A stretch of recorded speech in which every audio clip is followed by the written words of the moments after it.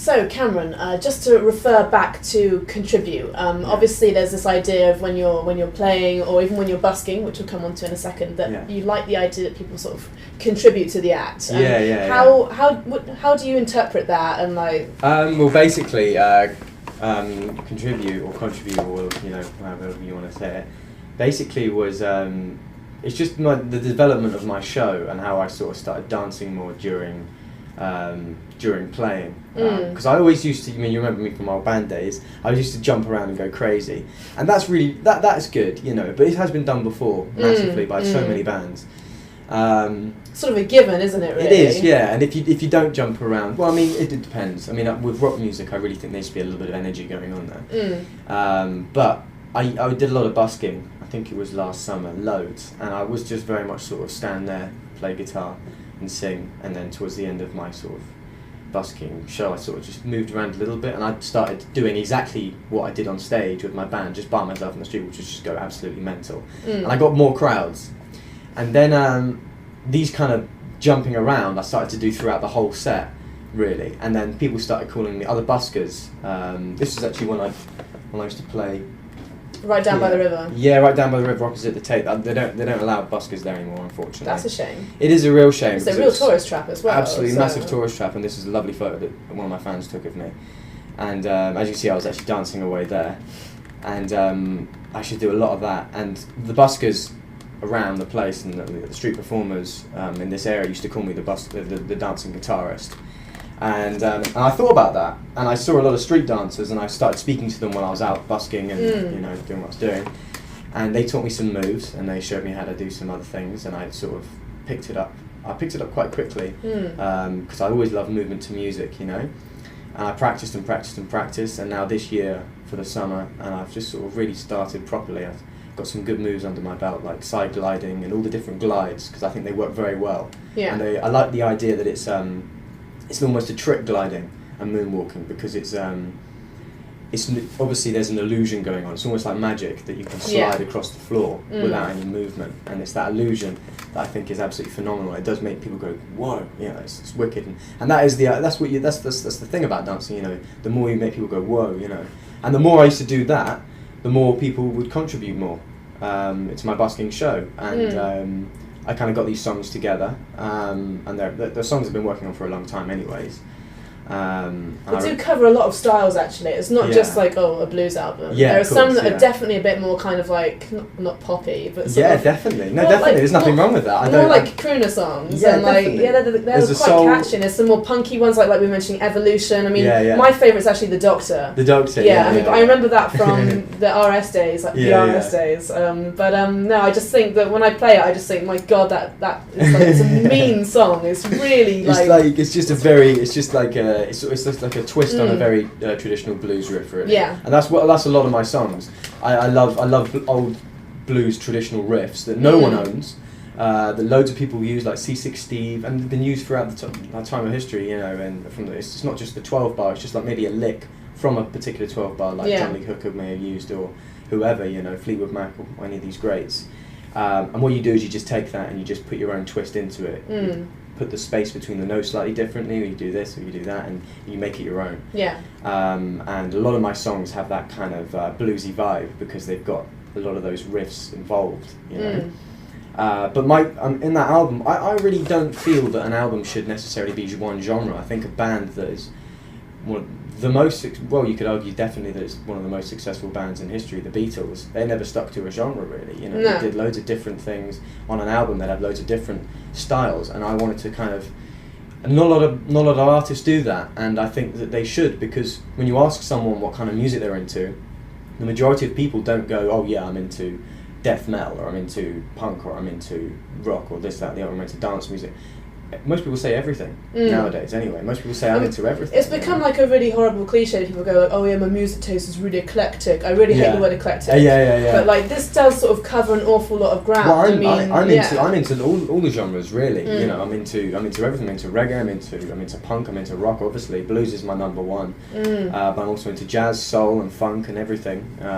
Literally all of them. In every genre, there's a great song. Yeah. It's not the genre that's necessarily makes something great, although that may be someone's that's maybe what someone likes to hear. It's those kind of sounds, but it's the songs that make something great. And it's the execution as well. The execution, yeah. And if we're going to go into that as well, something I've been kind of really dying to ask you about is this busking thing. Like, obviously people might not know about this, but Cameron is a bit of a prolific busker.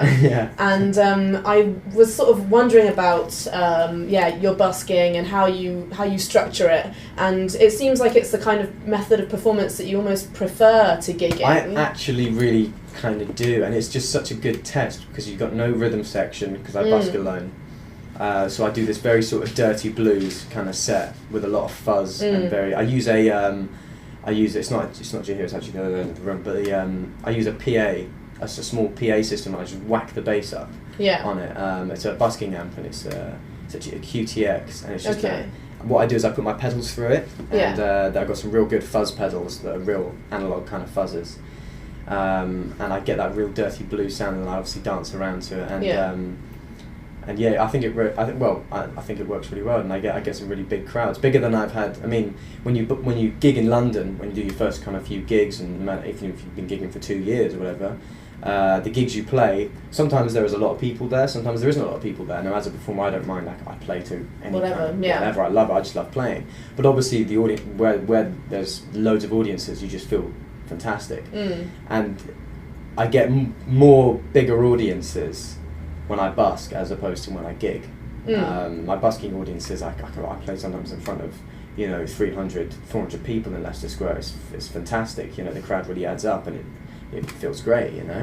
So do you enjoy the difference in control that busking offers you compared to gigging, and the fact that it's kind of more opportunistic? It's a real test. The thing is, if at a gig you can kind of behave a little bit like a rock star and be a bit shitty, and people, because they're there to see you, so they're loving it anyway. So it's a very easy audience gigging. Whereas busking, you hit one negative vibe, or if you act arrogant in any way, those people will walk away. Yeah. Because they're not gonna, they ain't got time for that. You've got to hold them, or else they're gonna go. And I love that because it's just you and the audience. There's no middleman. There's no promoter. There's nothing. It's not, you obviously don't get a stage, but it's good enough. So you like the pressure? I love the pressure. I love that, and it always tests me as a performer, and it has helped me to talk. I always struggled in my band days talking to the audience. I come across a bit arrogant or whatever, when I was talking to the audience, because it's very easy to do because you're so nervous, So you kind of act as how you think a rock star's meant to act. I mean, there's no set rules about how someone's meant to act or a performer's meant to act, No. But you used to do rhyming couplets I did, introduce the limericks. And I remember that was very kind of droogy, orangey. Exactly. That was what first sort of struck me. I think I said to you, I thought your act was sort of like rock and roll cabaret, like musical, like vaudeville. It felt like one of those vaudeville songs. We did that for, I think it was the first kind of year for the band life, and that was. There was a number of reasons I wanted to do something different, and also, as I said, that was the hardest thing for me, was talking to the audience. I found that I could play the songs, I could jump around, I got no problem doing that, but it was talking to the audience in between songs that I struggled with. So I often thought that I thought it would be a good idea to make it different and unique for us to have this sort of poetic thing going on. But as I've busked and things like that, I'm far more confident in front of an audience, and in fact I very much enjoy it, because I say what I really want to say to them. I don't come across like some egocentric prick. It's that pause point, I guess, in the gig where you have to go, so, is everybody alright? Well, how are you doing tonight?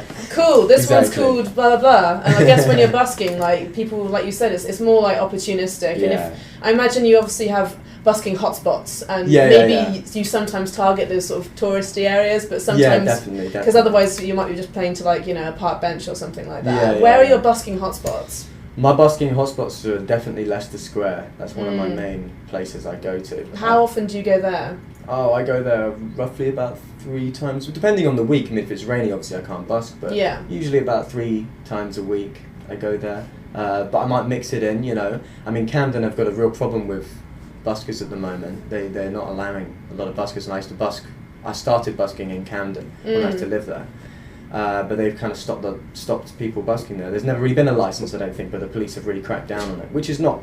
I personally don't agree with it, because, musicians, there's not many ways we can make money. And there's nothing wrong with busking in a place like Camden, because, that's the vibe, right? Yeah. Camden is all about music, and it's about, and if you walk down the street, the shops are blaring out music. Anyway, so why not have a busker? You know? I was going to say, I've seen a lot of buskers around Angel. I mean, I used to work in Angel, and it's kind of like creeping into like EC1, so it's sort of into the city, but I keep seeing guys with drum kits there. Yeah. It is kind of like policey as well, but I think there are definitely more buskers in like Angel. The truth is the police don't, busking is kind of, the police can stop you anywhere. Yeah. But, you know, it helps the tourist culture in London, obviously. Yeah, of course, It's had a reputation for years of having good buskers, you know, and it is, the truth is in busking, if you don't entertain the audience, you're not going to have an audience and you're not going to make any money. So, you know, you're not going to get very far if you don't entertain the audience. Do you find you do quite well from busking in terms of actually people contributing money? At first I didn't, because that's just the way it is, you know, and I just stood there and played. And recently I've been doing much better. Yeah, I've been doing quite well because I've kind of got a deeper understanding of exactly what it takes to actually entertain the audience and to give them positive vibe, because that's all people want really at the end of the day. You know, you give them positive vibe, you give them something they can go home with, a good memory of London and of or whatever, if they're not tourists, just a good memory of the night. You know, and just to entertain them basically. Show your skills, but not in an arrogant way. You know, just.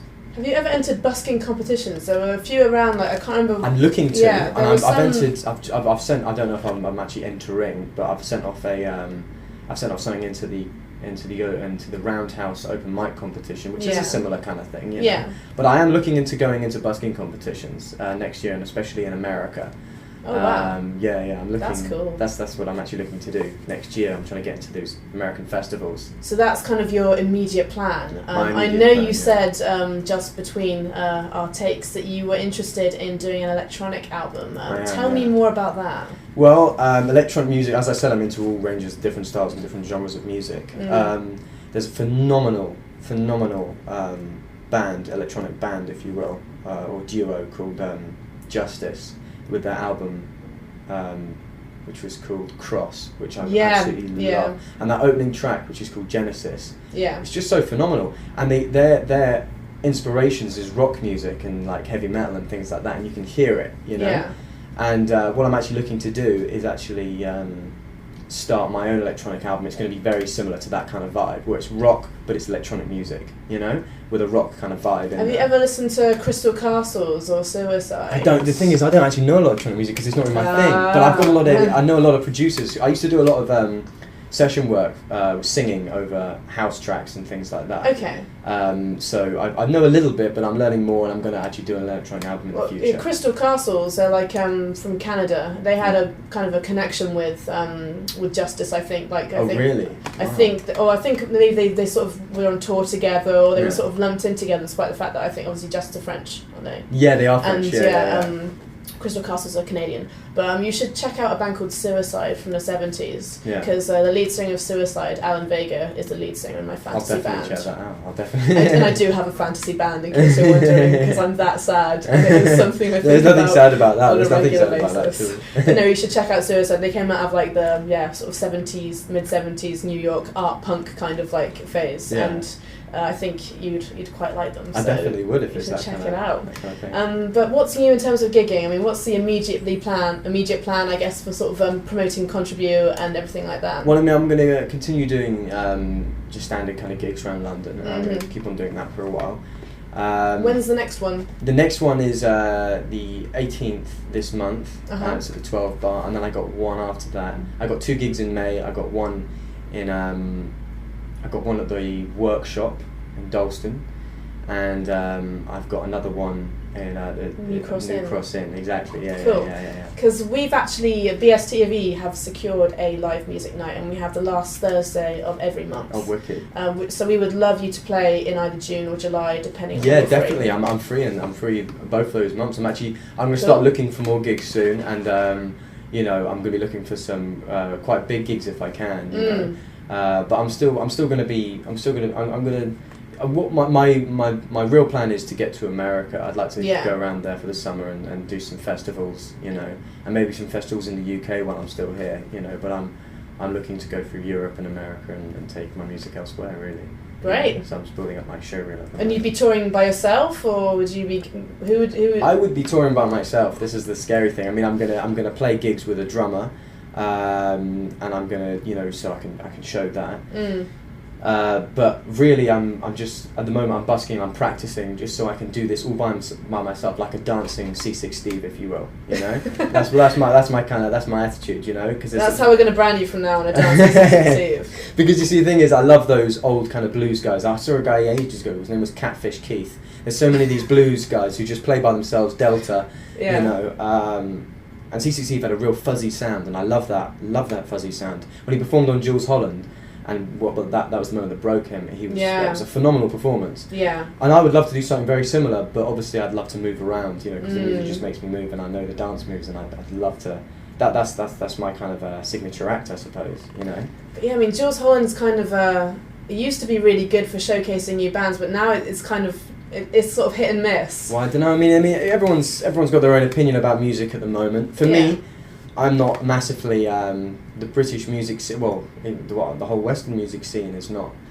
It's not really my scene. I don't know. I mean, I love R&B and I love hip hop and I love old school hip hop and I love all the music genres that are big at the moment. But I'm not a fan of really the songs that are coming out on the radio at the moment. I must say, it's just my opinion, and you know, I'm not gonna talk about other artists, but I'm just not massively. It's not your thing. It's not my thing. No. I really believe in true great songs, you know, and I don't think I'm hearing a lot of that at the moment, to be honest with you. But you know, maybe hopefully times will change, and hopefully I'll be a part of that. Hopefully. Well, yeah. I mean, last question. I kind of want to wind out with. Are there any bands that you've played with that you think, if we like Cameron Cole, then we might like, or that you think are particularly good and are worth seeing, that you've played with maybe, or that maybe you've seen busking? You know, there was a band on Saturday that I played with who came on after me, who I thought were really, really good. Another two-piece, they were called The Sea. Mm-hmm. They're under some really good management at the moment as well, so those guys are doing quite well and they're touring.